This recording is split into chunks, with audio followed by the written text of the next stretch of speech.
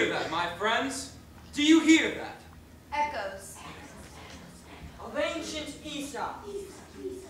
A soul that has lived on forever. His fables still teach us. His spirit stirs the air. A little mouse gnawing. The great lion roaring. The tortoise and the hare. Come back to us, wise old Aesop. Come hither if you will. Your fables and stories live on with us still. Show us your conquests. But also your struggles. The Adventures of Aesop. Life was lived for all of us. Fable. By Fable. Moral. By Moral. Lets us live his life over again. for he Is here. Look around, My friends. You will find him everywhere. Welcome, welcome, welcome. Though some of you may not quite believe this, I am indeed the ancient storyteller known as Aesop from thousands of years ago. But how could that be, some of you may ask? There's the question. All I can tell you is that I am here because of you, because of these actors, and because of this moment, because of those of you who are willing to believe. And because you believe, I will share with you the secret of my life and my fables. Our journey begins where all journeys begin. At the beginning, at my birth. I was born in a wild and dangerous place. here, quickly! Someone is coming! Hello? Hello? Is anyone in here? Come! Oh! Come!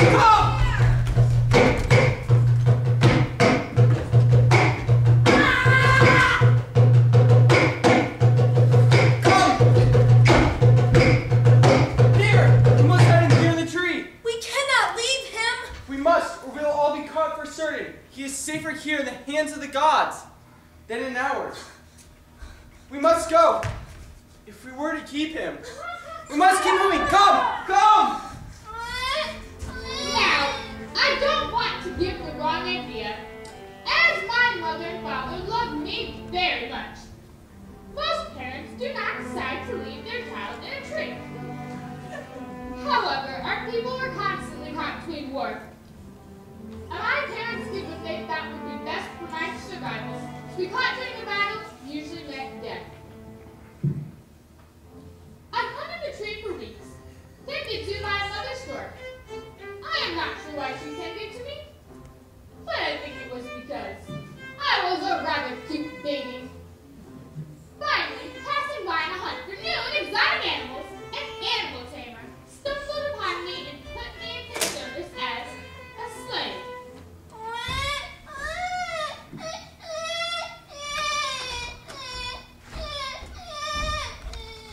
Samos, a city-state in ancient Greece. It was there that I was raised in the service of my master, the animal tamer. Aesop! Aesop!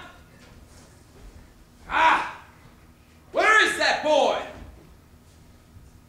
Aesop!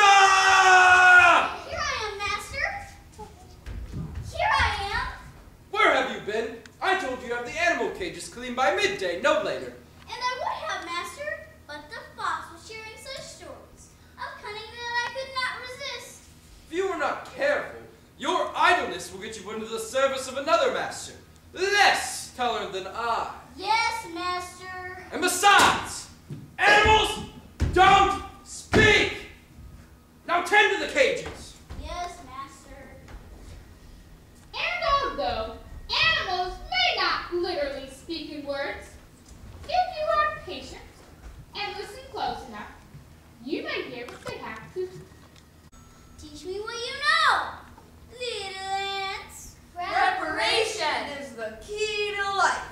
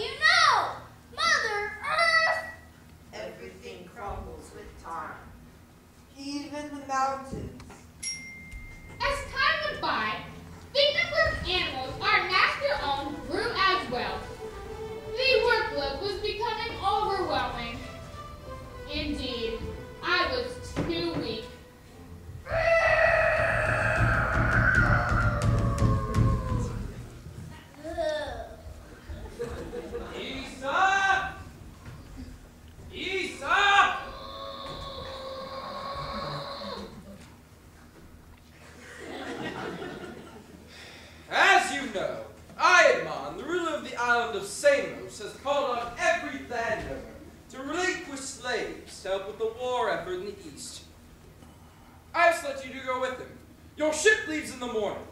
I needed to speak, but a child my size could never survive a war in the East. Master! What is it?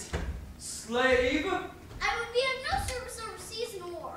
I am small indeed. Indeed you are. You are also an idle dreamer, and of little use to me. But I know the wisdom of the animals you keep. Ah! Wisdom! Wisdom? They are animals! Well, I can prove it to you. Very well. Fable. The lion and the mouse. A lion. Roar! Tired from the hunt. Found the perfect shade tree under which to take a nap. No sooner had he settled before a little mouse also arrived to take a nap.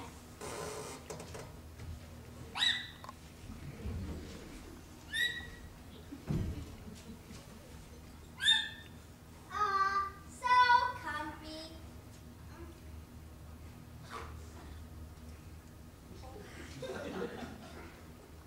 Hello! Oh, Mr. Lion, I'm so very sorry. I did not mean to tread upon your fur. If you forgive me just this once, I will send it to help you in return. What could a mouse ever do for a lion? Oh, a great many things. Because you made me laugh, I will let you go.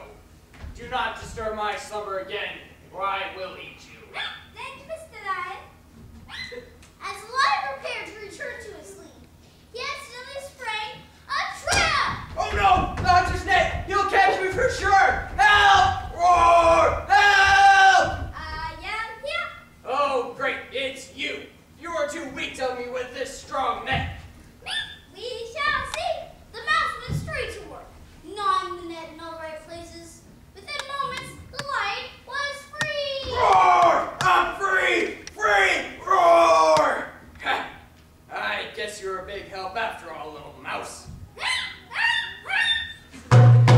Moral! Even the meekest may someday help the strong. Huh. I like your wit well. You may stay for now, but only if you share more of these fables. I couldn't believe it. Like that, my life was saved.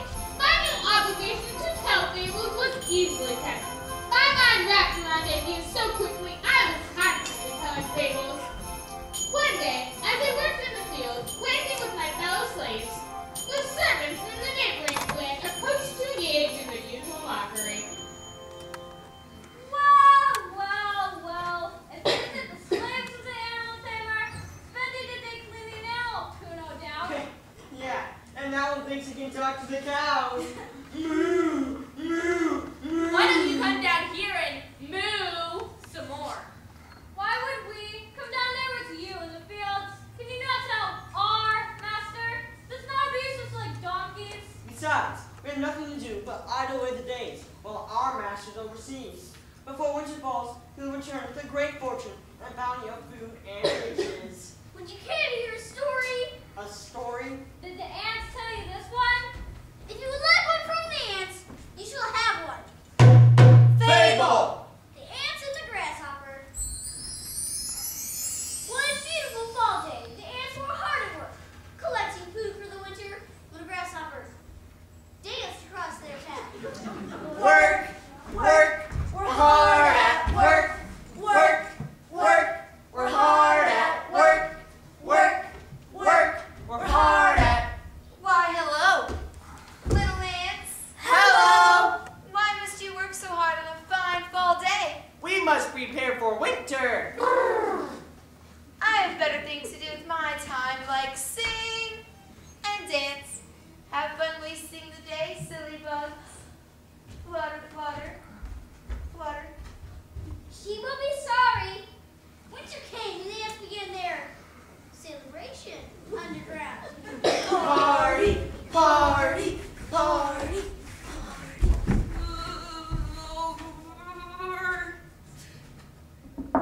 Hello? Could you please spare some food and shelter? I'm freezing. Why did you not work in the summer? All I wanted to do then was sing and dance. Now all I want to do is to be warm and eat. Foolish to sing all summer. Now you will go supperless in winter. Party, party, party. Moral. He who does not plan for the future Shall regret the past. I would be wary of a friend who talks nonsense with bugs. I wonder what the goats tell him. Brr, brr, brr. Winter had fallen swift and hard upon the island of Samos. Some said it was the harshest winter they had ever known. Those who did not prepare plenty of wood and food found little safety.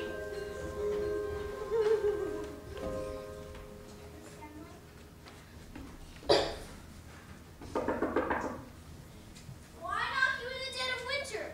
We have come to see if you could prepare us some food. And spare some warmth. I thought you said your master would provide all you needed. Please, harbor us in your dwelling. We will surely die without our master. I will let you in if you could recite to me the moral of the tale I spoke when the summer sun was hot. He who does not plan for the future. Shall regret the past. Be sure that you remember the lesson of this day. If you believe you will, come, join us in the warmth. Winter had passed and spring began to thaw the ground. As it did, the earth shifted beneath my master's warehouse and caused a great collapse.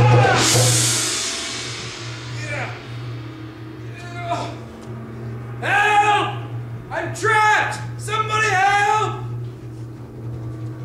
Slave, quickly, run for help! There's no time for help, master. The warehouse will collapse at any moment. That is of no use. Free yourself of this place, you fool! But I can help you.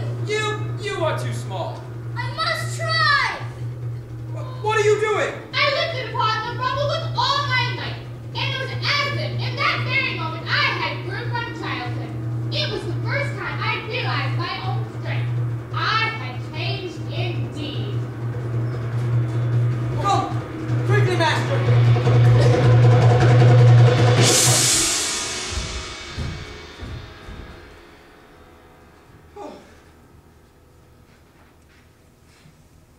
So, Aesop, you are not simply a mouse after all. It was the first time a free man had spoken to me kindly. From that moment on, my master became even more intrigued with my fables. My heroic efforts, my fables, my dashing books. All drew the interest of the community. Until one day, Aesop, Yes, master. have you finished loading the ship for the journey to Egypt? I have indeed, master. All the animals are well secured for the voyage. Good. Then this is goodbye. Goodbye. I am not bringing you on the journey, Aesop. I have traded your services to Xanthus, the local philosopher. Have I done something to offend? Yes, you have. But what have I done? Proven to me that a slave can bear a worthy and keen intellect, a sharp wit and a brave soul. Master? Xanthus the philosopher will be able to provide you with things that I cannot. There your talents will truly be of use. And besides, not only have you proven to be worthy of much, you also fetched a fair price. Good luck, Aesop. Thank you, master. from the dock, I was immediately picked up by a carriage and taken to the house of Xanthus the philosopher. I knew not what to expect. For as long as I can remember, the animal tamer had been my master. His animals, my only true friends. Welcome, Aesop. Much I have heard about your stories. Some say you may be developing weights that indicate you have the mind of a free man. I find this hard to believe, as you are nothing more than a slave by nature. While you are here, you shall address me as master. Yes, I did not ask you to speak. You only speak when spoken to with a question. Your previous master was quite fond of you. I am not. I have purchased your inferior mind to prove a slave is nothing more than a slave. For your time in our service, we will have... Quiet, wife! The slave needs not your counsel. Rhodopis, you will show Aesop to his bedchamber. Come, wife.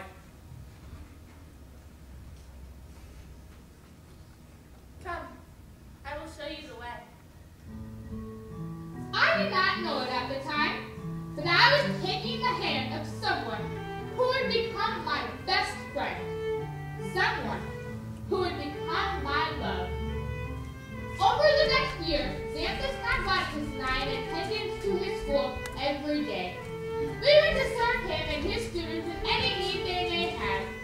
Xanthus was determined to give me all the education he could to prove that I had nothing more than the mind of a slave. But I must confess, some of what he taught I found absolutely ridiculous. And this is why the animal holds little bearing on the world of man. For to call upon the animals to teach us when we are created by the gods is nothing more than inane ignorance. Does anyone disagree? Slaves, what exactly do you find amusing in my words? Nothing, master. Our apologies. Truly, for our amusement comes not from your words, but from your ideas. Ah, see, class, the wise, intelligent slave finally speaks.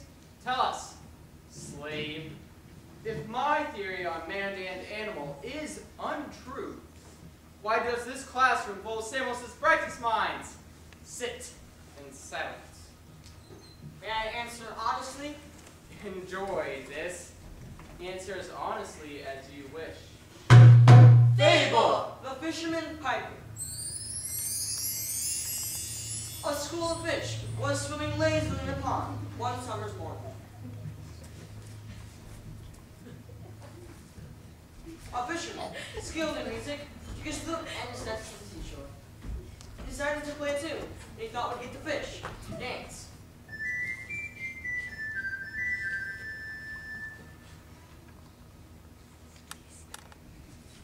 Oh well, since you want to dance, I guess I'll have to catch you the old-fashioned way. Throwing his net into the water, he hauled up an excellent catch of fish.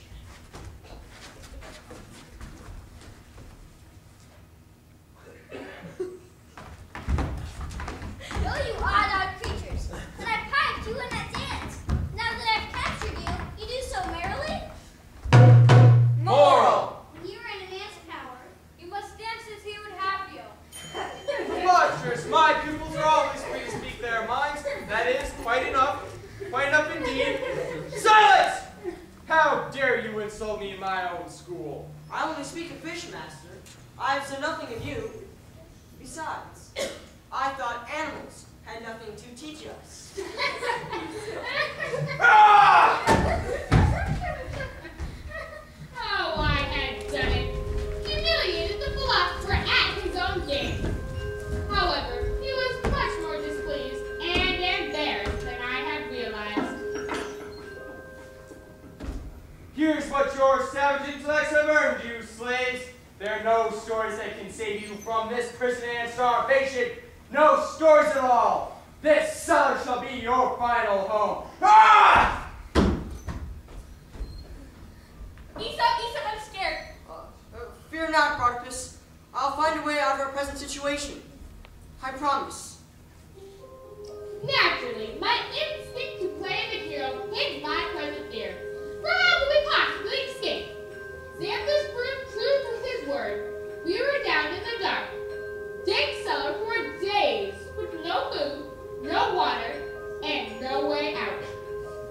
Until one day, a voice came from the darkness. Hello? Hello? Little slaves, are you here? Yes, we are down here. I have come with food and drink. Oh, praise the gods. Wait! Good woman, please hear me. There's nothing more I can do for you now. I am sorry. I do not require your help. All I'd like to do is share with you a fable. And if you were to be my last audience, I could not think of a better woman with whom to share this story. Very well. Fable! The Ox and the Frogs. One day, a group of frogs relaxed in their pond. Ribbit, ribbit, ribbit. Life is good. Just then, a great ox came. He could drink of water.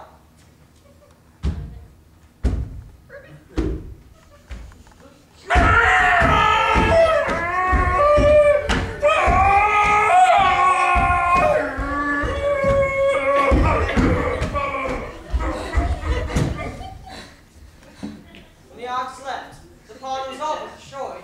I am not afraid of an ox. I shall make myself as big as he is and confront him. I don't think that's a good idea.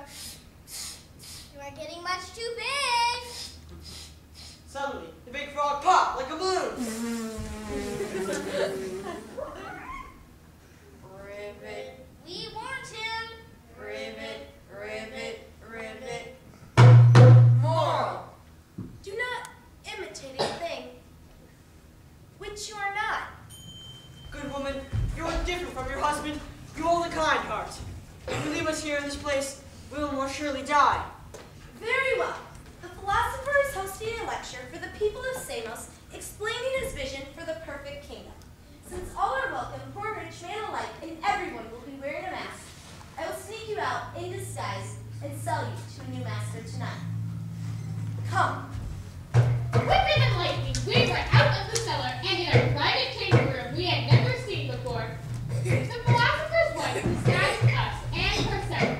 The only way out was through the main room. Chrysanthus the philosopher had invited the people of Samos to... Hear all my stunning intellect has to offer my fellow citizens. I could hardly contain myself. And this is how he creates the perfect society. Simple, really.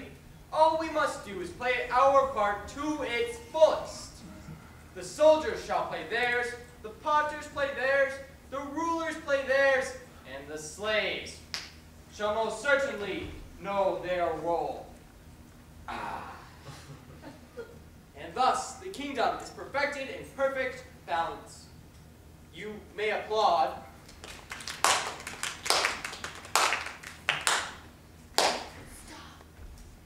Come now, I shall entertain challenges and discourse to my theory. Any of you may speak, even the slaves, if they wish. Shoot! I heard a young slave tell a story once, how to reveal the flaws in your perfect society.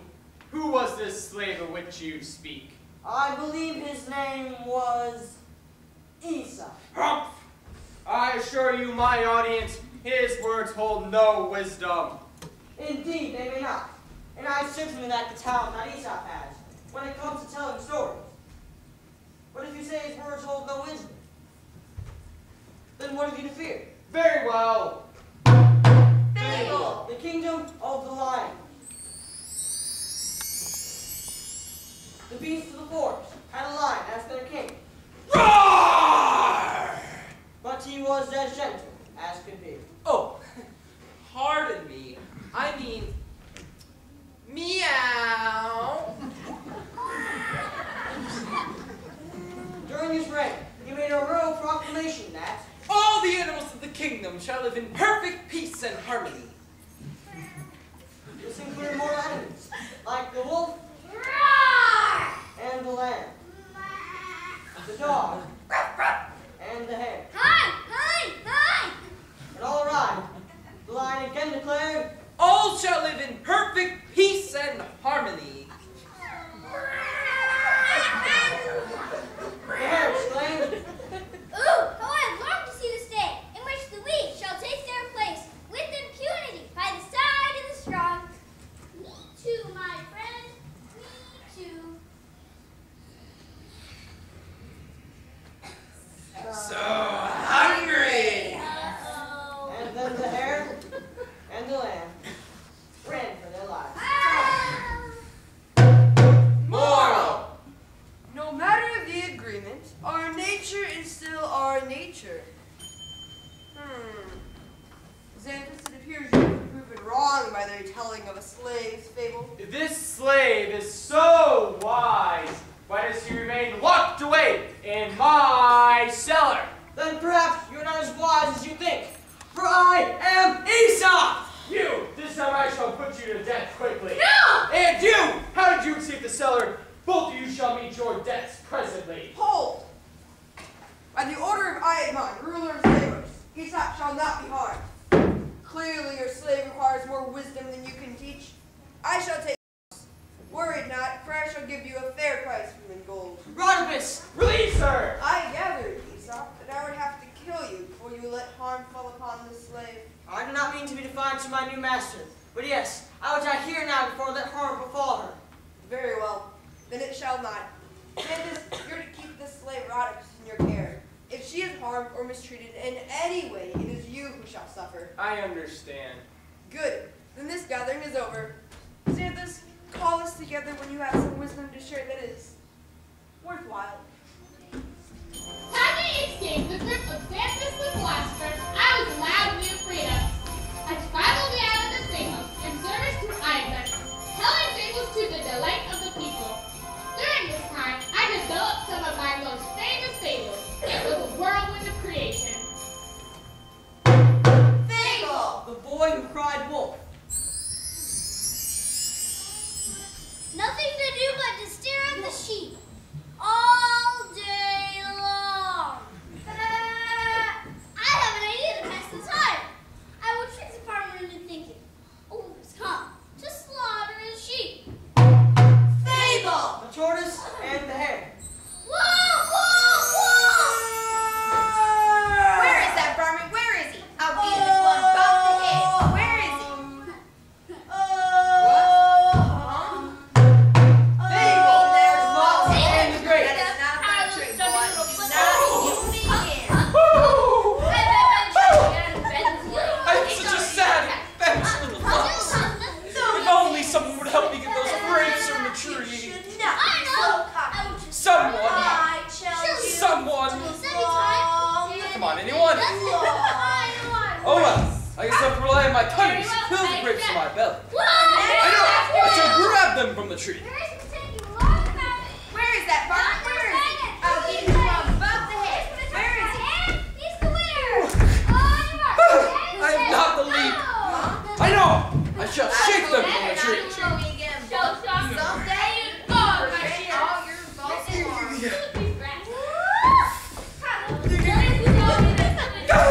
I have not the strength. I know! I shall scare them from the tree.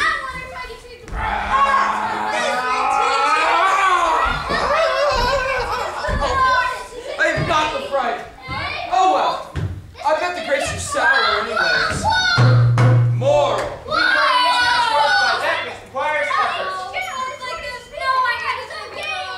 That will teach you. Slow but steady wins the race. Big trouble. Moral. There's no believing a liar even when he speaks the truth. I had developed my skills as a storyteller amongst the people. One day, word reached me that Xanthus the Philosopher was to depart for Egypt, still shamed by the disgrace I had given him years ago.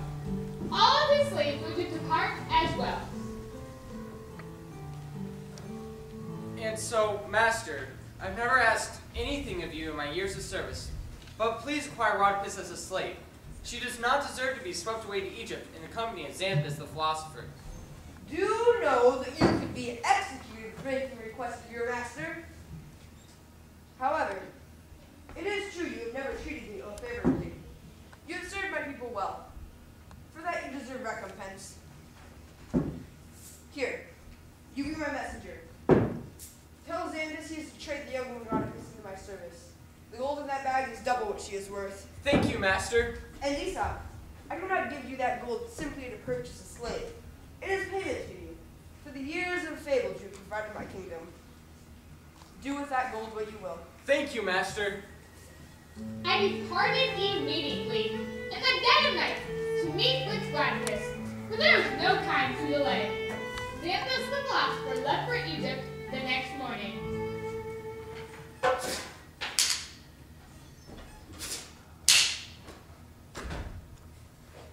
Aesop, is that you? It is I, my love. Oh, Aesop, have you heard? I'm safe for Egypt in the morning. Foolish dogs, they will have you caught. It is not their fault. It is in their nature. Meet me in the cellar. Being a former slave of Xanthus the Philosopher, I knew my ways around without being caught. I stepped into the cellar and patiently waited. Aesop? Aesop? Here, my love. Oh, Aesop. Oh, Rodriguez, I bring great news. Iadmon has paid me, like a free man, for all the stories I've told these many years. It is double what it would cost to purchase you away from Xanthus. Then you'll be in Iadmon's service, and with me, my love. Are you not pleased? We can be together. But Aesop, there is nothing for me here. Nothing for... What do you mean? I am here. True, but Aesop, I lived in Samos all my life. I am nothing more than a slave and could never be more. In Egypt, the laws are not the same. A man may take a slave as his wife, and she is freed. Freed, Aesop. But that man will surely not love you the way that I do. Aesop, please. I am not ignorant of the beauty I now possess. I know that were I in Egypt, many men would want me as their wife. Think of it, Aesop. Freedom and choices. And one day my husband will have my face carved in stone, so I will be remembered for all time.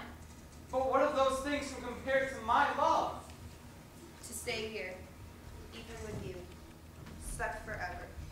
We would never leave. Oh, we may. You do not know this to be true. Aesop. Please, just listen. Fable! The country maid in her pail of milk. A farmer's daughter was carrying a pail of milk upon her shoulder when she began to daydream. The money for which this milk will be sold will buy at least 300 eggs. The eggs, allowing for all mishaps, will produce 250 chickens.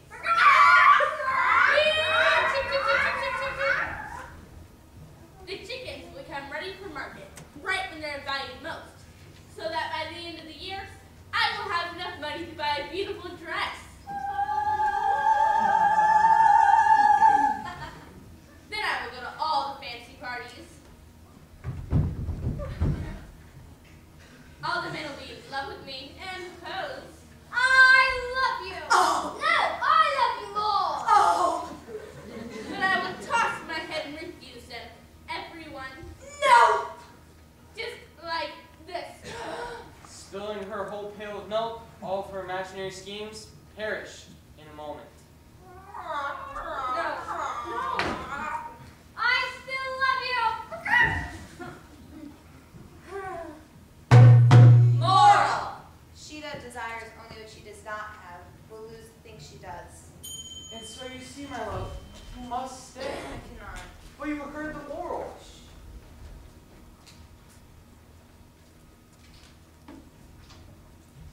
Rodicus, wait. If this gold cannot purchase the one thing that I love, then money has no value to me. Please, take it, for it clearly has value to you. The night swallowed my love from my eyes and across the seas to Egypt, where I would never see Rodicus again. But in my later years, I learned that she was indeed desired by the men of Egypt. Rodicus was so desired that no man wanted her love. For if so many men wanted one thing, it must be a dangerous thing to possess. Rodicus never found love. She never found love. And her idea of being immortalized in stone crumbled as she lived. I continued on my services to Iadmon, recovering from my broken heart. And one day, an offer roused me from my sorrow. Aesop! I require your assistance in the matter. Anything you need, master. A dear friend of mine, a great captain of a merchant vessel, is bound into slavery, for he cannot pay a debt. However, this debt was wrongly placed upon him. His actions saved the lives of many. I need you to speak in the court on his behalf. Master, you do realize that I am well aware of the law. A slave cannot secure another man's freedom.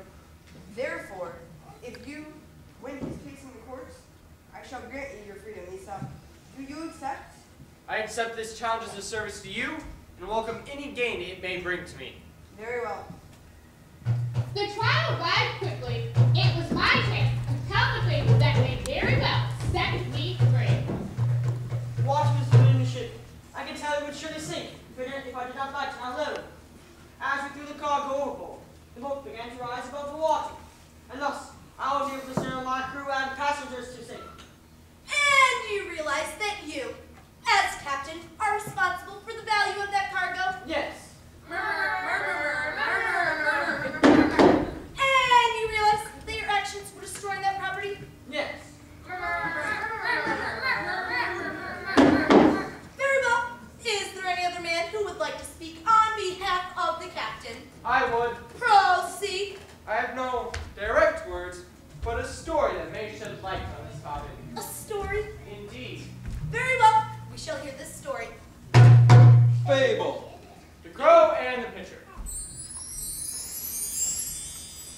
A crow, caught on a long journey, was perishing of thirst. Caw! Caw! Caw! Lifting his weary head, the crow saw a pitcher and thought it may have water inside. Caw! It does have water inside! Caw! It is of no use. My beak cannot reach the water. I have an idea. The crow began to gather any pebbles he could find and place them in the pitcher. Slowly, the water began to rise to the top. Finally, Caw! I can reach the water with my beak.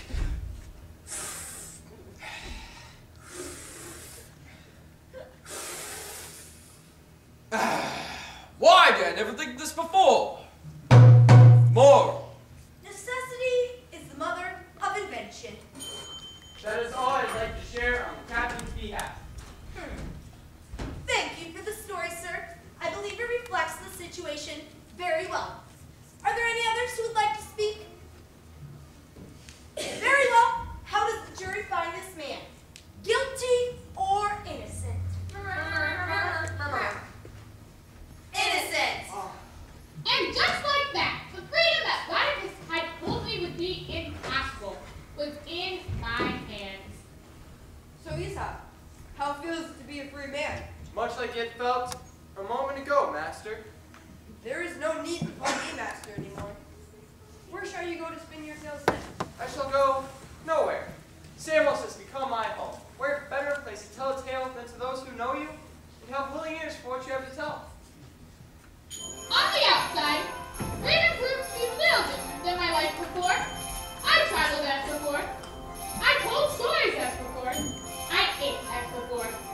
What was different, however, was that I was the one who chose those things. It was marvelous.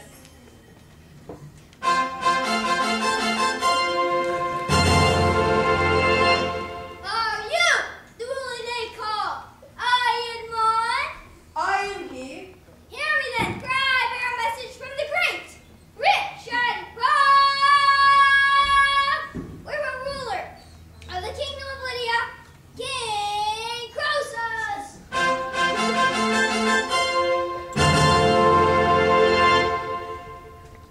To the ruler of the people of the small and tiny island of Samos, greetings. The great kingdom of Lydia requires you a storyteller. Aesop, to put himself in service of the young and astoundingly wealthy King Croesus of Lydia!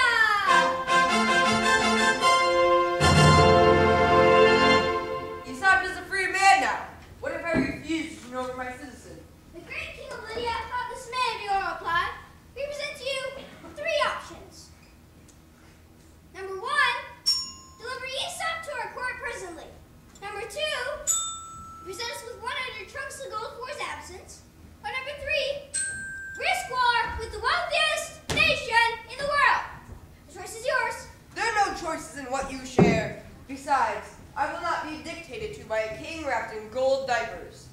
You can tell your master that. Aesop of Samos will join you presently. Aesop? Very well. I shall deliver Aesop's message. And for your sake, I admon. I will not relay the words you spoke here today. Oh, music.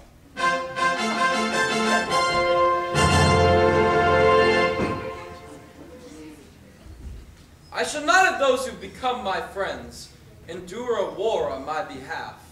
Very well. Be safe on your journey, Aesop. The people of Samos thank you.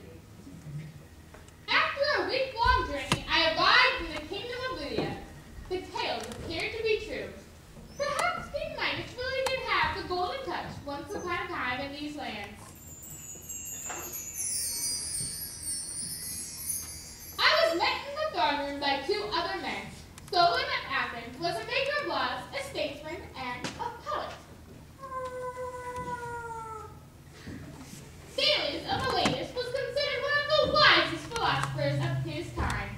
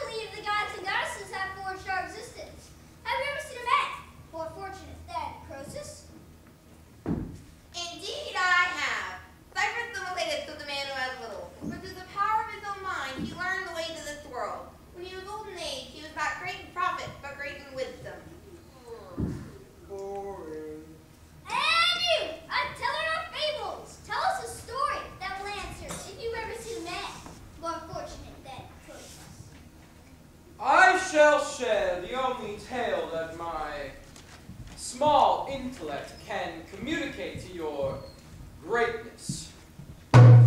Fable!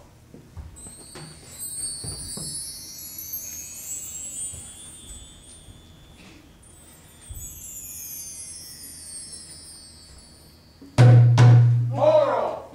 The wise man knows when not to speak. For a king shall educate himself as he pleases. Leave us. My decision is easy.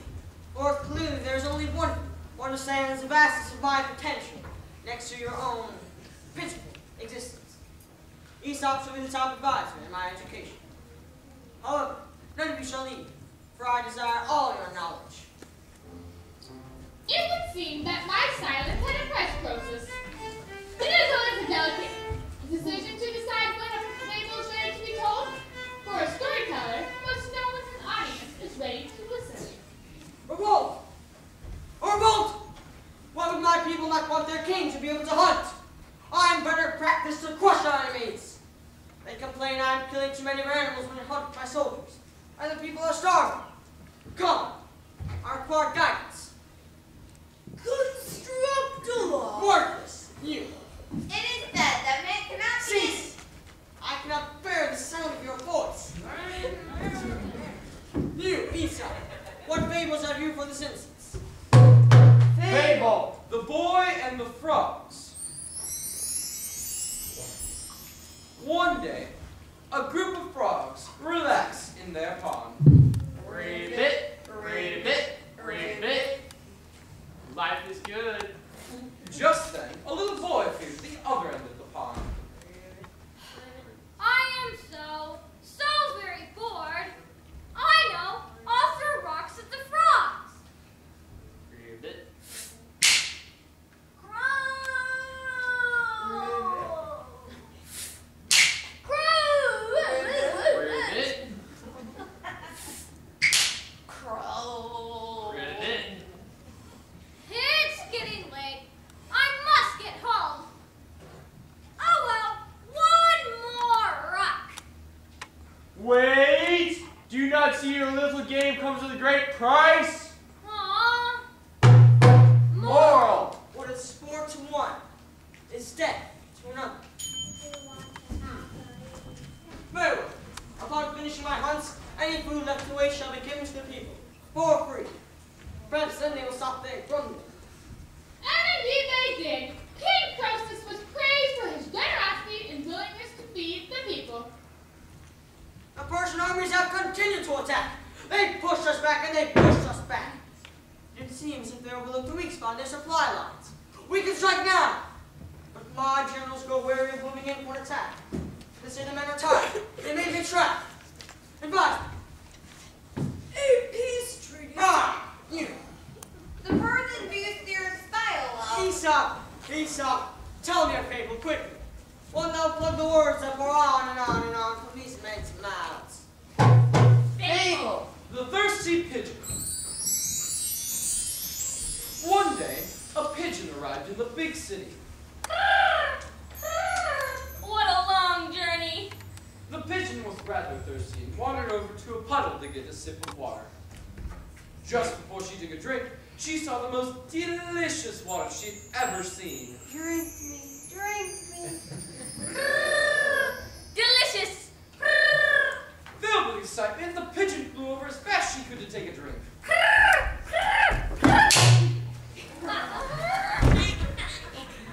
What the pigeon failed to realize was that the water was nothing more than a painting on a cold, hard, stone wall.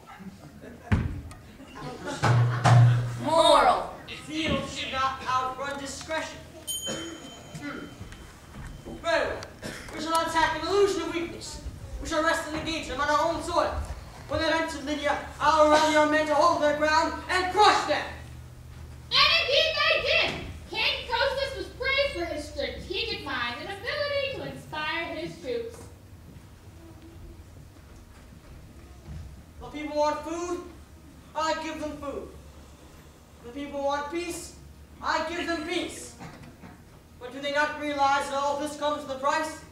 Taxes must be increased for the luxuries they bear. Advise me. Oi! Stop! You! I believe. No! Not another sound. You're both a waste of my time.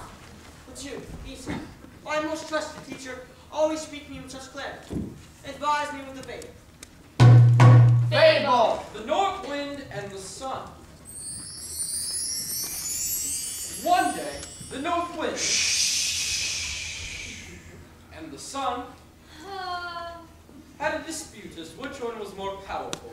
I am the more powerful, for I can use my breath to blow upon the earth, topple anything. Do you believe this alone makes you the stronger? Of course it does. Very well. I propose the following challenge. Just then, a wayfaring traveler was wandering home. The north wind and the sun agreed that whoever could get the man to remove his cloak first would be the winner. Agreed. The sun hid himself behind some clouds as not to get in the way. The north wind tried his power.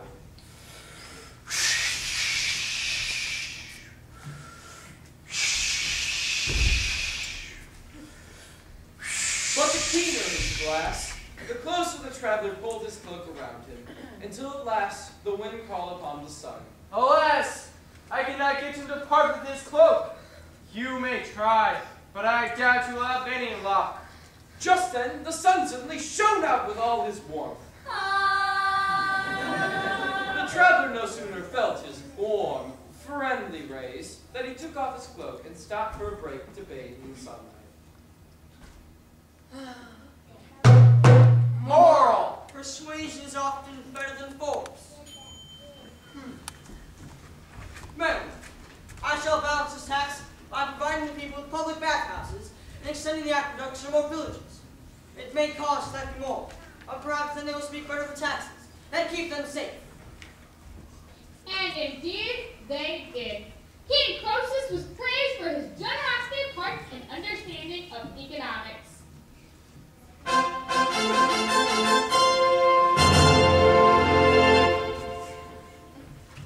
Word has come from the Oracle of Delphi that the wisest men of our time shall gather at the temple to inscribe their wisdom for the future of all mankind to cherish.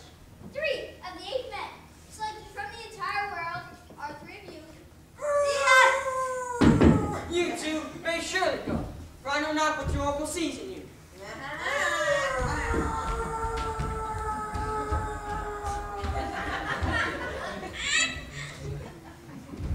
And Aesop, my dearest advisor, my friend, I have decided that you two may depart with this high honor. To desire a meeting in Delphi that would prove nothing of my true worth would be a foolish exercise. Besides, if I went to Delphi for these conditions, I believe it would kill me. Kill me with boredom. So their families would leave, taking their place as 2 of the 7 sages. I assumed I would live out my days in Lydia, where I had once again been telling fables to the delight of the people.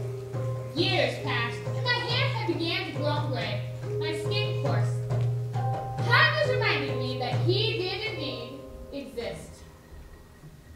Aesop, news has reached that the ruler of Athens, Pisistratus, has rebellion that he cannot quell. Athens stands to fall if this issue cannot be resolved. If Athens falls, the realm will be thrust into certain chaos. I must request that you go to the aid of Pisistratus with your wisdom. I shall depart with haste. And Aesop, your generous actions on my behalf shall be rewarded. Service is my only reward. I traveled overseas and arrived in Athens, the city that was famed to all who lived in my time. When I arrived at the capital, I saw them, thousands of them. People gathered in the streets, screaming, chanting, enraged at their ruler. If there was one thing that could take over this new idea of democracy, it was the people. There was no way I could shout above them, no way I could calm their raging voices all at once. So I did what I needed to do, moving around them, telling fables to all who would listen. It took days.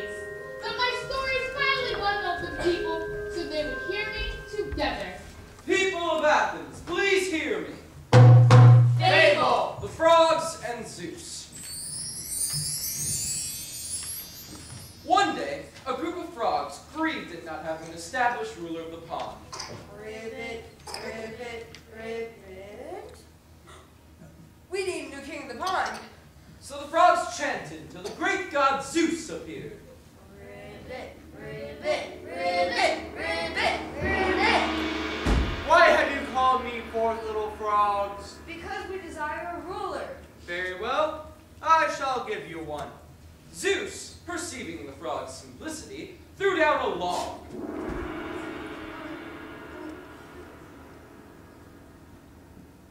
Zeus sent us a log as a ruler. So the frogs again called for Zeus. Ribbit, ribbit, ribbit, ribbit, ribbit. Why have you called me forth again? You claim to have given us a ruler, but instead you gave us a log. A log does nothing but sit there. Sometimes that is what a good ruler does. But since you do not like the one I gave you, Just then, Zeus made an eel appear in the pond.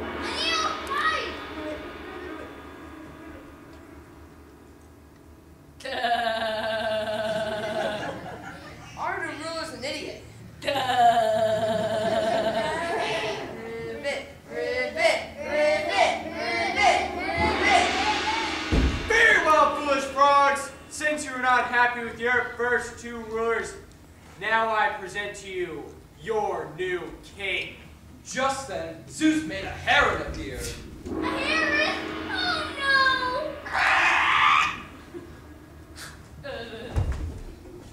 The heron, a natural predator of frogs, went straight to work.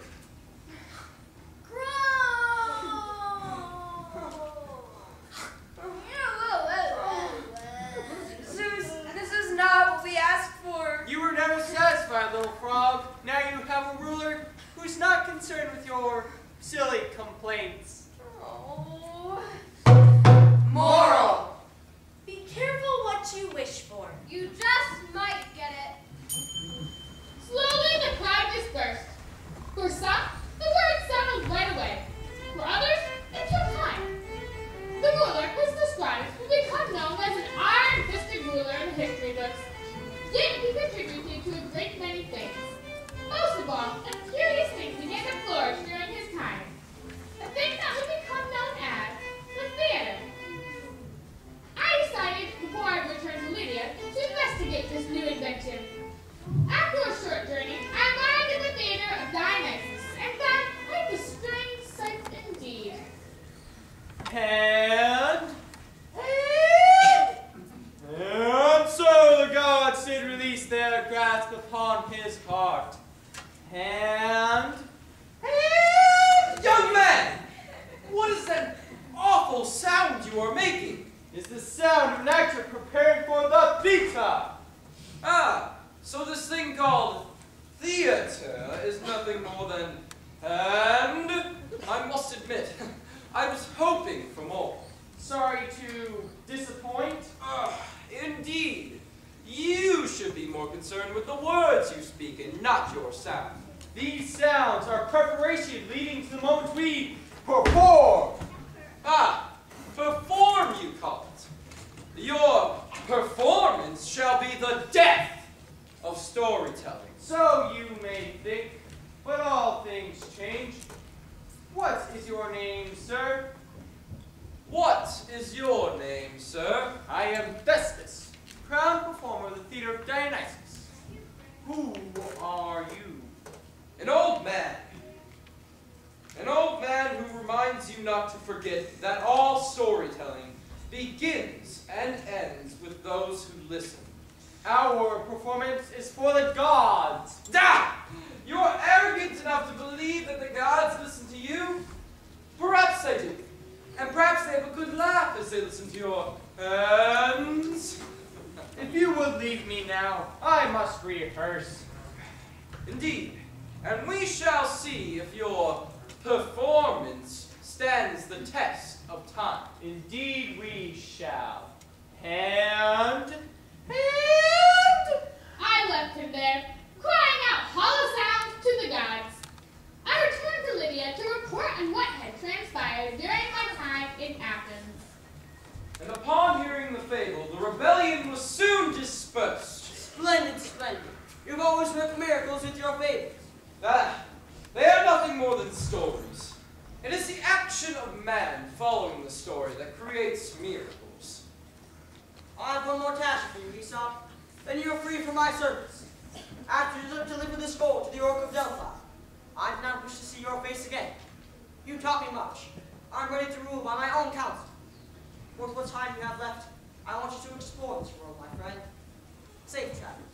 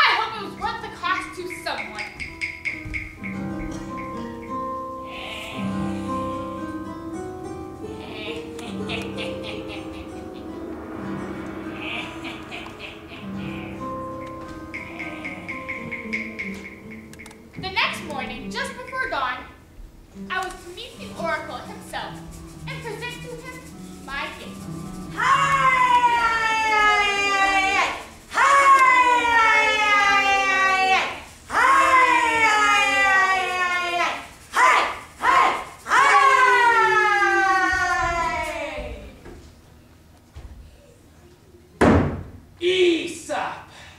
Welcome to the Temple of Delphi! We have long waited your arrival here to pay us tribute for the disrespect you brought upon us years ago. And what disrespect would that be? Ah! You pretend not to understand the personal insult you caused? I caused none. Ha! No man has ever refused an invitation to Delphi, as you refused to join the Seven Sages. I know my own thoughts and do not feel the need to justify them to others. Ah! The recompense is simple. All you must do is place the gold in my hand and say you are sorry. Come. Fable. The farmer and the stork. One day, a farmer laid a large net on his newly sown land. This'll keep them pesky cranes from eating my seed. Yes, indeed. The cranes feasted.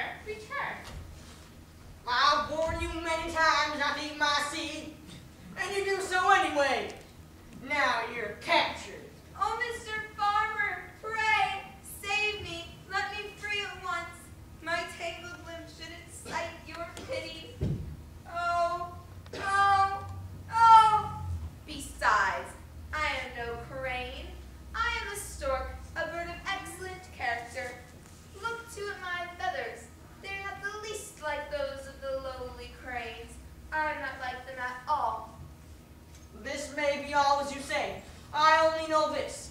I've captured in the company of these robbers, the cranes, and you must be punished like the rest. Moral. Birds of a feather. Locked together. Ah!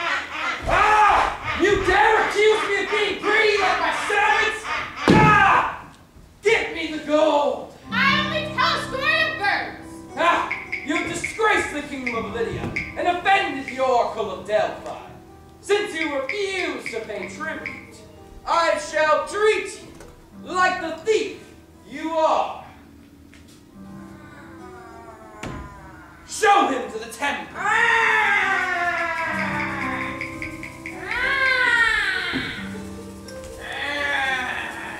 They guided me to the highest point of the temple, back to the chamber of the 7 sages. Why have you brought me here?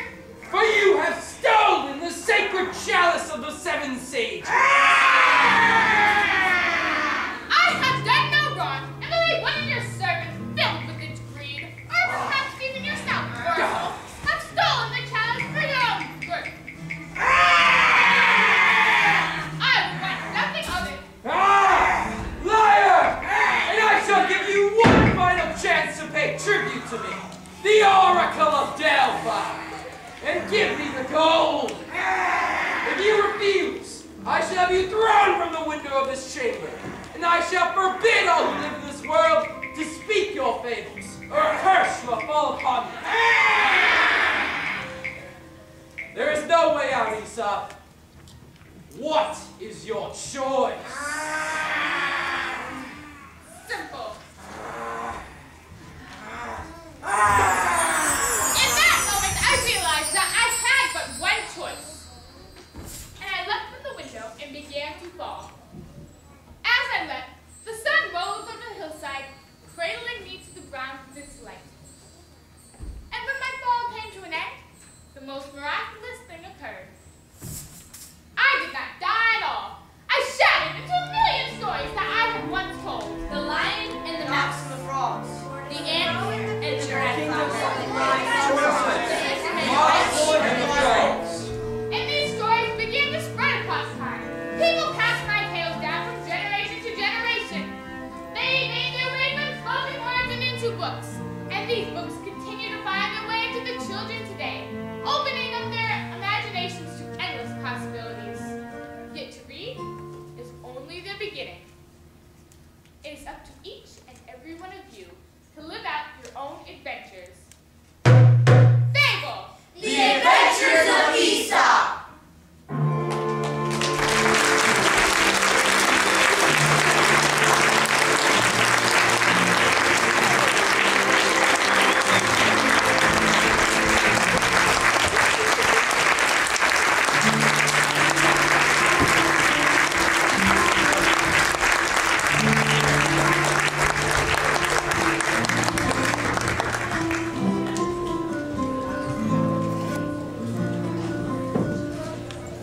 Thank you for attending today's performance of The Adventures of Aesop.